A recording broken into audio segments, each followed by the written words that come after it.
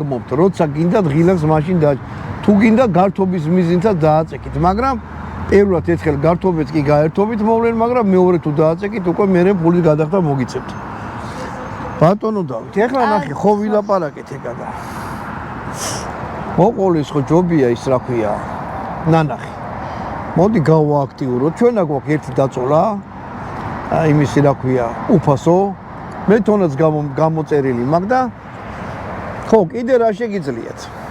რა ამის გამომჩა. აი უყურეთ, აი აქ რო ჩართავთ აპლიკაციას, არის ლოკაციის მოთხოვნა. როცა ამ ღილაკს აწვევით, ბავშვს მისდის მესიჯი.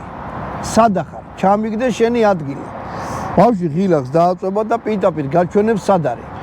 ანუ ამას ისეთი ის არა აქვს, რა ქვია, სპეციალურად არა აქვს, რომ ბავშვს უყუროს სად არის იმ მომენტში. ხო. და ბავშვის ხო ითრგუნება არა, ეხლა იქნებ რაღაცა გადაუხვია ეხლა და ჯიხურის უკან შევიდა და რატომ უნდა მიყურო.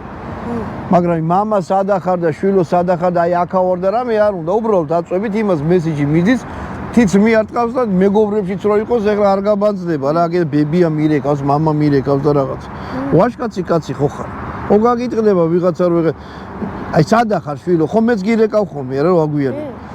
ამიტომ ეგეთი რამე არ არის, აი ამას უბრალოდ თიც მიარტყავთ და მე რუკაზე ამოგიგდებს სად არის, აი რუკას იმაშრება რა.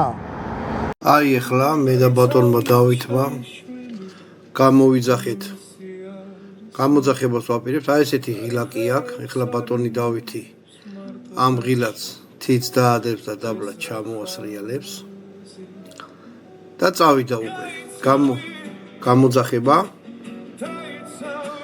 მომივიდა შეტყობინება თქვენი შვილი ითხოვს შველასო დავითკვანი ითხოვს დახმარებას თოთ გახსენ დაადასტუროთ აპის მოთხოვნაო შევედი რუქაზე მაჩვენეს ბავშვი სად არის და დაუდასტურე რომ მე გავეცანი ეხლა ველოდები დამირეკავს ოპერატორი აი დამირეკა ოპერატორმა მეუბნევა რომ